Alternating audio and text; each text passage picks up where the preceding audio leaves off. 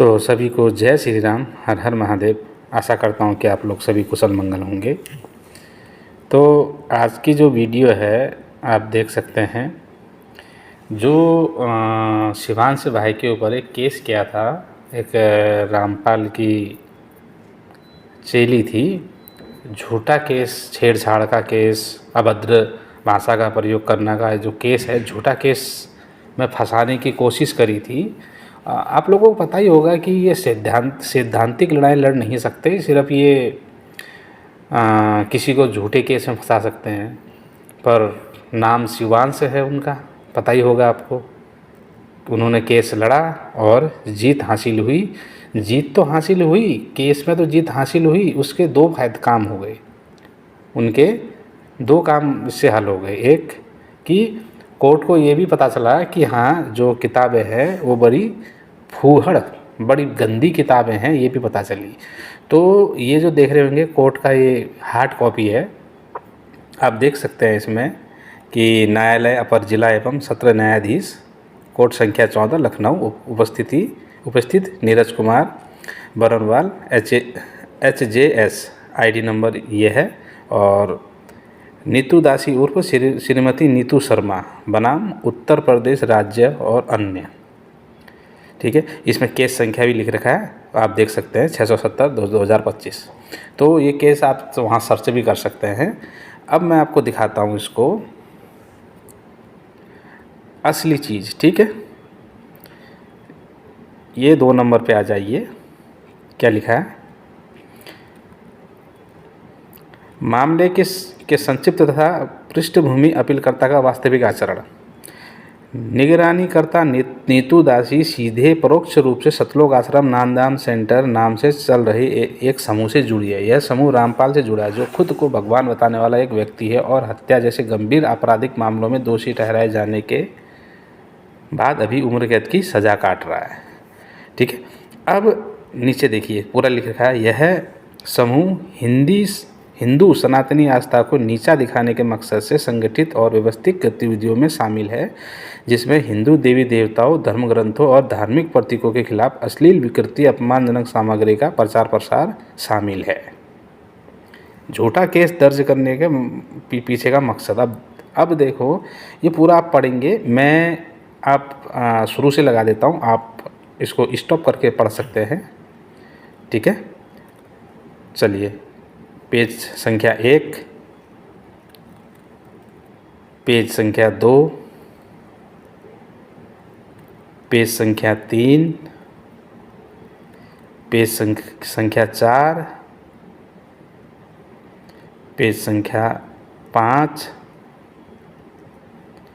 Page संख्या 6, बहुत लंबा है क्योंकि इतना वीडियो लंबी हो जाएगी। ये 7, ये 8, ये 9, 10, अब ये लास्ट में आ रखा है, प्रस्तुत दंडिका पुनरीक्षण संख्या 670/2025 अंतर्गत धारा 438, 440 BNSS नीतू दासी उर्फ नीतू शर्मा बनाम राज्य एवं अन्य निरस्त किया जाता है। विद्वान न्यायालय मुख्य न्यायिक मजिस्ट्रेट लखनऊ द्वारा धारा 143, 4 BNSS प्रकीर्णवाद संख्या 858/2025 नीतू दासी उर्फ श्रीमती नीतू शर्मा बनाम रामू द्विवेदी व अन्य में पारित आदेश दिनांक 6/8/2025 पुष्टि किया जाता है। निगरानी पत्रावली नियमानुसार दाखिल दफ्तर हो। विचारण न्यायाधीश की पत्रावली में इस आदेश के प्रति के साथ आलंबित वापिस प्रेषित की जावे। अब देखो, यहाँ पर निरस्त किया गया 16 में। इस प्रकार मामले में समग्र परिशीलन से स्पष्ट होता है कि विद्वान विचारण न्यायालय द्वारा समयक रूप से मत स्थिर करते हुए युक्तियुक्त एवं मुखरित आलोच्य आदेश पारित किया गया है तथा उसमें कोई अवैधता, तात्विक अनियमितता एवं आधिकारिकता की त्रुटि नहीं है। उक्त आदेश में किसी हस्तक्षेप की आवश्यकता प्रतीत नहीं होती है। तदनुसार विद्वान विचारण न्यायालय द्वारा पारित आदेश पुष्टि किए जाने व प्रस्तुत दंडिका पुनरीक्षण निरस्त किए जाने योग्य है। निरस्त। तो आप ये पूरा पढ़ सकते हैं आराम से। ठीक है, आप वीडियो रोक रोक के पढ़ सकते हैं। और शिवांश जी ने उसको बहुत अच्छे से एक्सप्लेन किया है, तो आगे आप वीडियो देखिए वो, तो आपको अच्छे से समझ में आएगा कि क्या क्या हुआ था और क्या वहाँ से आदेश आया है। ठीक है, तो आप ये वीडियो देखिए और इस वीडियो को ज़्यादा से ज़्यादा शेयर करें, लाइक करें। और नंबर 2 बात, ये कहते हैं ना हमको क्लीन चिट मिली है, हमारी हमारी पुस्तकों को क्लीन चिट मिली है हाई कोर्ट से। कोई क्लीन चिट नहीं मिली है, यहाँ खुद हाई कोर्ट ने माना है कि ये जो किताबें हैं इसमें भर भर के गालियाँ दी गई है, हमारे हिंदू देवी देवताओं के बारे में गलत टिप्पणियाँ की गई है। ये भी कोर्ट ने माना है, तो कोर्ट ने कहाँ से दे दिया उनको। ठीक है, तो समस्त भारतवासी से जब भी ये बुक पुस्तक खरीदने आए तो ये आदेश दिखा दें उनको कि ये क्या है। ठीक है, तो आप अभी पहले वीडियो देखिए शिवांशी जी की, शिवांशी जी ने अच्छी से इसमें समझाया है और ये आप रोक रोक के देख सकते हैं। ठीक है, तो सभी को जय श्री राम, हर हर महादेव। ये आपके सामने न्यायालय का ऑर्डर आ चुका है और इस वीडियो के डिस्क्रिप्शन में भी ये ऑर्डर आपको मिल जाएगा, लिंक ड्राइव से आप डाउनलोड कर लेंगे। और जो मेन वीडियो जिसमें इसका ऑर्डर की पूरी विवेचना की गई है वो भी आपको मिल जाएगा, वहाँ पर भी डिस्क्रिप्शन में आपको इसका लिंक मिल जाएगा। अभी तक क्या था, हमें हार्ड कॉपी में ऑर्डर मिला था मगर इस तरीके से अपलोडेड कॉपी नहीं मिली थी। अभी ये जो कॉपी है ये जो ऑफिशियल वेबसाइट होती है वहाँ पर अपलोडेड है, आप वहाँ से भी इसको डाउनलोड कर सकते हैं। केस नंबर आपके पास होना चाहिए बस। इसमें एक ज़रूरी चीज़ मैं आपको दिखाना चाहता हूँ, थोड़ा नीचे जाइए ऑपरेटर महोदय, और नीचे,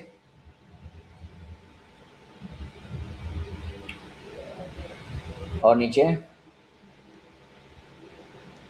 देखिए देखिए, ऊपर ऊपर ऊपर जाइए, देखिए ये, और ऊपर जाइए, एक हेडिंग है, हेडिंग पे जाइए, ना ना नीचे जाइए, नीचे जाइए, ये जो 3 नंबर पैराग्राफ खत्म होगा इसके बाद, हाँ, मामले के संक्षिप्त तथ्य और पृष्ठभूमि।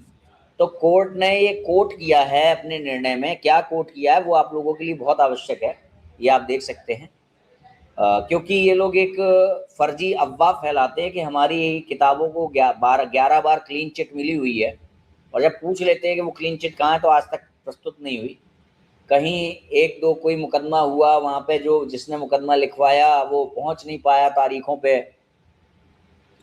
तो ऐसे मुकदमों में क्या होता है कि अगर वादी जिसने मुकदमा लिखवाया है वो आएगा ही नहीं कोर्ट में साक्ष्य देने के लिए, गवाही देने के लिए, तो उसको फिर डिसबर्स्ट कर दिया जाता है, मुकदमे को खत्म कर दिया जाता है। ऐसे कुछ मुकदमों, ऐसे कोई मुकदमे अगर कहीं पे दर्ज हुआ था और ऐसा कोई मुकदमा अगर डिसबर्स्ट हो गया तो उसको ये लोग दिखाते हैं, देखो देखो हमारी किताबों के विरुद्ध मामला दर्ज कराया था और देखो हमारे पक्ष में फैसला आ गया। तो ये लोग क्लीन चिट चिल्लाते हैं। तो यहाँ पे देखिए, इसमें कोर्ट ने एफआईआर दर्ज करने को मना किया है, निर्णय ये दिया है एफआईआर दर्ज नहीं होगी। आप जो ये वहाँ पे अपील करने गए थे, नहीं इनके खिलाफ एफआईआर दर्ज होनी चाहिए, तो कोर्ट ने मना कर दिया, एफआईआर दर्ज नहीं होगी, निरस्त कर दी इनकी अपील। वो जो निर्णय है उसमें न्यायालय ने कोर्ट क्या किया है, मामले के संक्षिप्त तथ्य और पृष्ठभूमि। इसमें इन्होंने माना है कि निगरानीकर्ता नीतू दासी सीधे या परोक्ष रूप से सतलोक आश्रम नामदान सेंटर नाम से चल रहे एक समूह से जुड़ी है। यह समूह रामपाल से जुड़ा है, जो खुद को भगवान बताने वाला एक व्यक्ति है और हत्या जैसे गंभीर आपराधिक मामलों में दोषी ठहराए जाने के बाद अभी उम्र कैद की सजा काट रहा है। ठीक है, ये उसके ऊपर आधारित है, जो रामपाल जेल में है तब तक के ऊपर आधारित ये जानकारी। इसके बाद आगे चलता है, नीचे जाइए,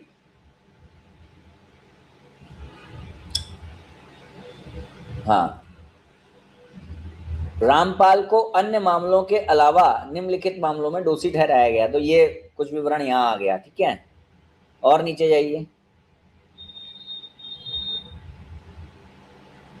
अच्छा, ये समूह हिंदू सनातनी आस्था को, ये मेन चीज देखिए, यहाँ कोर्ट ने अपने निर्णय में कोट किया है, ये बहुत प्रभावशाली आपके पास सबूत है कि न्यायालय ने अपने निर्णय में ये कोट किया है, ये समूह हिंदू सनातनी आस्था को नीचा दिखाने के मकसद से संगठित और व्यवस्थित गतिविधियों में शामिल है, जिसमें हिंदू देवी देवताओं, धर्म ग्रंथों, संतों और धार्मिक प्रतीकों के विरुद्ध अश्लील, विकृत और अपमानजनक सामग्री का प्रचार प्रसार प्रचार प्रसार करना शामिल है।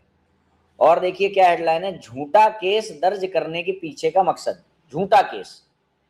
तो यहाँ इसको भी कोट किया न्यायालय ने अपने निर्णय में कि प्रत्यार्थियों ने आपत्तिजनक किताबों के गैर कानूनी प्रकाशन, बिक्री और वितरण को बिना इजाजत चल रहे नामदान केंद्रों के खिलाफ कानूनी आपत्तियां और शिकायतें दर्ज, नीचे जाइए,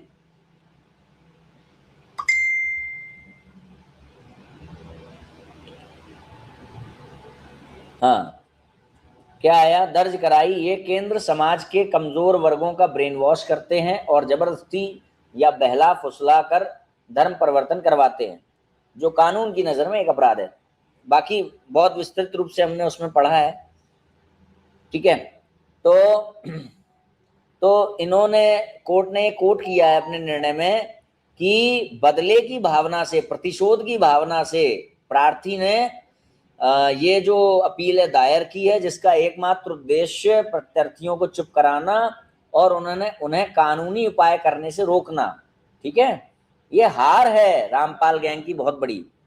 और देखिए नीचे क्या माना है कि ये जो नीतू दासी है, इसने जो हम कह रही है कि मेरे साथ जो है प्रयास किया इन्होंने, छेड़खानी इत्यादि जो भी है, तो ये नीतू दासी के लिए जो ये बात है कोट की गई है इस निर्णय में कि अपीलकर्ता नीतू दासी द्वारा आपराधिक धमकी और झूठी धमकियां, तो यहाँ वो विवरण। इसके बाद संगठित समूह और षड्यंत्र, इस पे आइए, नीचे आइए, हाँ। तो रवि कुमार, नीतू दासी और दूसरे साथियों के साथ मिलकर एक ऑर्गेनाइज्ड ग्रुप के तौर पर काम करती है और उनके गैर कानूनी काम आपस में जुड़े हुए हैं। जब सरोजिनी नगर में एक गैर कानूनी नामदान सेंटर के बारे में कुछ लोगों के खिलाफ शिकायत की गई, तब भी पूरे ग्रुप ने मिलकर काम करने का दावा किया, जिससे एक जैसा इरादा और साजिश साबित होती है। और नीचे आइए, धार्मिक मान्यताओं का जानबूझकर अपमान। उस ग्रुप द्वारा शेयर किए गए मटेरियल में हिंदू देवी देवताओं जैसे मां दुर्गा, भगवान श्री राम, भगवान हनुमान, भगवान शिव के साथ साथ वेद और भगवत गीता जैसे पवित्र ग्रंथों के बारे में गंदी, भद्दी और ईश निंदा वाली बातें हैं। ये सब कोट किया। ये न्यायालय का निर्णय है, फर्जी पब्लिशिंग और अवैध वितरण। उस ग्रुप द्वारा बांटी गई किताबों में पब्लिशर की सही जानकारी, जीएसटी नंबर या एड्रेस भी नहीं है, वहां पर कुछ और ही होता है। ये सब चीजें कोट की हैं न्यायालय ने, ठीक है। तो ये बहुत अच्छा एक आपके पास प्रमाण है, जिसको आप कभी भी कोई कानूनी प्रक्रिया से होकर गुजर रहे हैं यदि रामपाल के गैंग के विरुद्ध, तो आप इस निर्णय को वहां प्रस्तुत कर सकते हैं कि ये देखिए यहाँ पर इस कोर्ट ने ये फैसला दिया है, तो वहां पर इसको प्रस्तुत कर सकते हैं। इसके साथ साथ ये तो हो गई ये जो हमारे ऊपर झूठा एलिगेशन लगा करके और प्रयास किया जा रहा था। अब आगे एक जानकारी और दे दूं कि हरियाणा का एक युवा है, हरियाणा के एक युवा हैं, अब वो बाहर रह रहे हैं कि हरियाणा में ही है, मैं बहुत ज़्यादा डिटेल्स नहीं पता। उनका नाम है धर्मेंद्र हुड्डा। तो वो भी इस समय बहुत प्रतिकार कर रहे हैं पुरजोर तरीके से। और मैंने कुछ दिनों पहले एक संभावना व्यक्त की थी कि रामपाल ने जिस प्रकार से हमारे देवी देवताओं के लिए अश्लील बातें की हैं अपनी किताबों में, अपने वक्तव्यों में, और अपमान किया है हिंदू धर्म का, और जिसके कारण उसके जो नुमाइंदे हैं वो कालका मेल बन करके और सुपर फास्ट एक्सप्रेस बन करके और काम कर रहे हैं, तो बहुत जल्द ऐसा होगा जब इस गैंग के द्वारा रामपाल का जो ये प्रचार किया जा रहा है ना, कि देखो देखो हमारे रामपाल कितनी सुंदर बातें बताते हैं, वो प्रचार ऐसा है कि कुछ दिनों में रामपाल की पूजा होने वाली है जूतों से। ये मैंने संभावना व्यक्त की थी। जो इस तरीके के कुकृत्य हैं, भाई पहले से उस पर रामपाल पर जो है आरोप लगे हुए हैं, कितनी हत्याएं हुई हैं, या फिर पास में जो है वो पकड़े गए, हथियार बरामद हुए, ये वो बहुत सी चीजें हैं।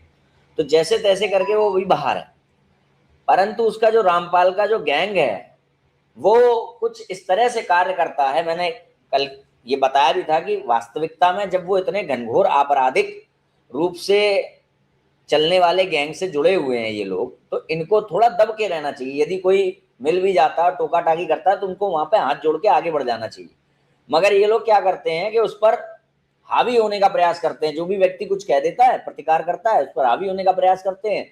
और जब हावी होने का प्रयास करते हैं तो वो व्यक्ति जब प्रतिकार करता है तो किसका करता है? इनका नहीं करता, चिलुओं का, चूजों का नहीं करता। वो फिर सीधे इनके जो आका बैठे हुए हैं, जिन्होंने अपनी बकवास लिखी है अपनी चीजों में, वो प्रतिकार उनका करता है।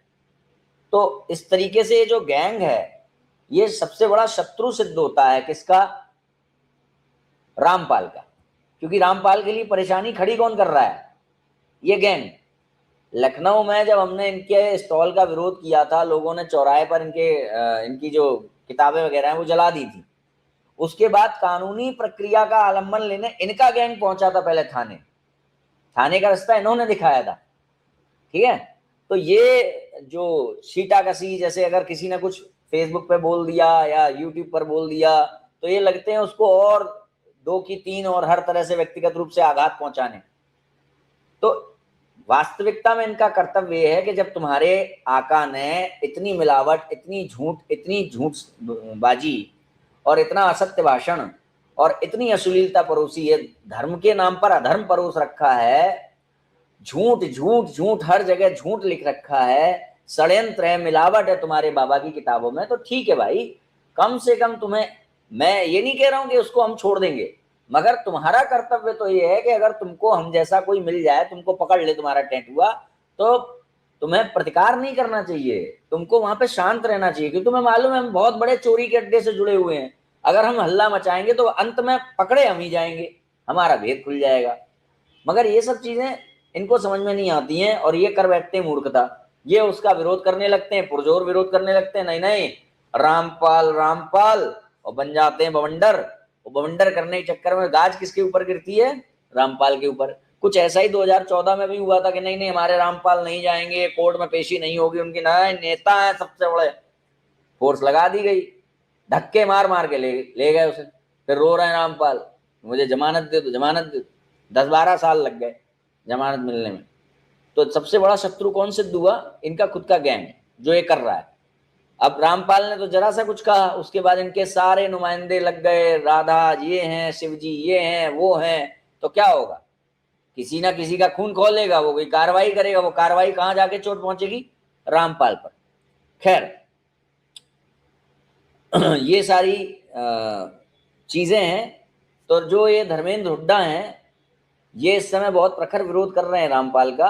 और खबर ये देनी थी मुझे कि इस गैंग ने वही चालू किया, जब धर्मेंद्र हुड्डा ने कोई बात चालू कर दी उन्होंने कहना, तो इन्होंने लगा ये फलाने fact by Sachin, factful Sachin, और ये युवराज टॉक सब बनाने लगे वीडियो, और एक बाढ़ ले आए भाई। इनका पूरा गैंग कहाँ पे है? इनका पूरा गैंग आपको धरातल पे नहीं दिखेगा एक्टिव, इनका पूरा गैंग दिखेगा ऑनलाइन। ऑनलाइन शेर है ये, यानी कि वर्चुअल शेर है ये, डिजिटल क्या कहेंगे इसे, वर्चुअल या डिजिटल शेर कहेंगे। तो ऑनलाइन ये लोग दिखते हैं। तो इन्होंने पूरी ऑनलाइन उस पर पर्सनल वो करना, कमेंट बाजी करना और व्यक्तिगत चीजें और उसका ऐतिहासिक वर्णन ये सब ले आए। अब आज देखिए उन्होंने क्या किया है, हुड्डा जी ने एक फोटो डाली है, उनका इंस्टाग्राम आईडी है आई धर्मेंद्र हुड्डा नाम से, है ना। फोटो डाली है, उसमें वो कुत्ता टहला रहे हैं। इन लोगों ने ये बताया कि उन पर कोई केस है धर्मेंद्र हुड्डा जी पर, जो क्या कहते हैं ये कुत्ता चोरी करने का। तो वो कुत्ता ही टहलाते हुए फोटो डाल रहे हैं। वो कुत्ते में जो चेहरा उन्होंने लगाया है, रामपाल का चेहरा है। कुत्ता टहलाने निकले हैं और उसमें रामपाल के चेहरे को लगाया है। तो मैंने जो कहा था कि भाई जो रामपाल ने किया है और फिर उसके कारण जो रामपाल के चेले चपाटी कर रहे हैं, चेले चेलिया कर रहे हैं, हिंदू धर्म का अपमान कर रहे हैं, साधु संतों का अपमान कर रहे हैं, तो बहुत बड़ी बात नहीं है। जो बहुत जल्द ऐसी पूरी संभावना है कि इसका अपमान गली गली में होने लगेगा और बहुत बुरी तरीके से होगा। अब क्या हो रहा है कि एक व्यक्ति, वो तरुण सैनी कोई आया और उसने अपमान किया रामपाल का। भाई किस किस को आप रोक लोगे? इन्होंने तरुण सैनी के साथ इन लोगों ने क्या किया बाद में वो तो मैं बताऊंगा। अभी फिलहाल धर्मेंद्र हुड्डा की बात कर रहे हैं। तो अब धर्मेंद्र हुड्डा आए हैं तो वो कुत्ता बना के टहला रहे हैं रामपाल को। अभी आने वाले दिनों में पुतला जलने वाला है रामपाल का कहीं पर। तो ये सब चीजें हो रही हैं, जिसकी मैंने संभावना व्यक्त की थी, और वो हो रही हैं, संभावना मैंने व्यक्त की थी। इसके साथ ही साथ एक तरुण सैनी की बात से मुझे याद आया कि ये रामपाल अभी अपने कुछ वीडियोस में कह रहा था कि हमारा जो सतलोक आश्रम है ना, वो क्या कहते हैं, उसकी फैक्ट्री है, धर्म की फैक्ट्री है हमारा सतलोक आश्रम। तो कोई व्यक्ति ये दिखाए रामपाल को, रामपाल एक तरफ कह रहा है कि हमारा जो आश्रम है सतलोक आश्रम वो धर्म की फैक्ट्री है, वहां से धर्म का निर्माण होता है, और वहां से कैसे लोग निकल रहे हैं कि किसी ने कुछ कह दिया, ये कुत्ता चोर है, ये है, ये भड़वा है, ये सब उनकी लैंग्वेज है। ये इंसान, हाँ वो कह रहे हैं इंसान मानव, हम पशु को मानव बनाते हैं, मानवता की फैक्ट्री है हमारा सतलोक आश्रम। वहां से मानव कैसे निकल रहे हैं बन बन करके रामपाल के सतलोक आश्रम से, जो जो गालियां बकते हैं, जो पर्सनल अटैक करते हैं। यदि सैद्धांतिक बात हो रही तो सैद्धांतिक जवाब नहीं आएगा, हमेशा पर्सनल अटैक आएगा, तू ये, तू वो, तू भड़वा, ये सब आएगा। ये नहीं आएगा कि ईश्वर सर्वशक्तिमान है कि नहीं, सर्वव्यापक है कि नहीं, ये सब चीजें नहीं आएंगी। या शास्त्र किस परंपरा से तुम्हारे पास आए जो तुम उसका अपने मन मुताबिक भाष्य कर रहे हो, इन सब तार्किक चीजें पर बात करना तो इनसे दीवार में सर मारना है। पर ये सब बातें कभी नहीं आएंगी। क्या आएगा, तू ये था, तू कुत्ता चोर था, तेरे पास ये अटैक था। मतलब अगर किसी ने रामपाल से पूछ लिया कि तुम तत्वदर्शी कैसे हो, तो वो बताएंगे भैया इसके ऊपर तो कुत्ता चोरी का केस चल रहा है, कुत्ता चोरी का केस होने से रामपाल तत्वदर्शी सिद्ध होगा, ये इनका काम है।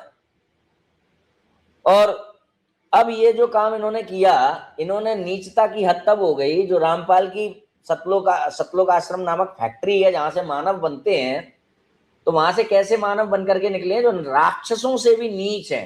क्यों नीच है, राक्षसों से भी नीच है वो वाले? इसलिए नीच है कि तरुण सैनी ने धार्मिक भावनाएं आहत होने के कारण रामपाल की फोटो का अपमान किया, और इन लोगों ने कहीं से उसकी पत्नी की फोटो प्राप्त कर ली, और इन नीच लोगों ने उसकी पत्नी के साथ पत्नी का चित्र लगा करके, उस लड़के की, उसकी पत्नी की फोटो लेकर के उसको नग्न चित्रों से जोड़ करके इतना अपमान किया, मतलब कहने नीचता की हद नहीं है। ऐसे नीच तैयार होते हैं सतलोक आश्रम में, जिसे रामपाल मानव कहता है, मनुष्य, उसकी नजरों में मनुष्य वो हैं जो ये नीच तैयार हो रहे हैं। अच्छा, पत्नी का क्या दोष था भाई? किया रामपाल के लिए तरुण सैनी ने, तो तुम तरुण सैनी को घसीटो। मगर भाई जो राक्षस हैं, जो नीच हैं, अधर्मी हैं, वो तो यही करेंगे।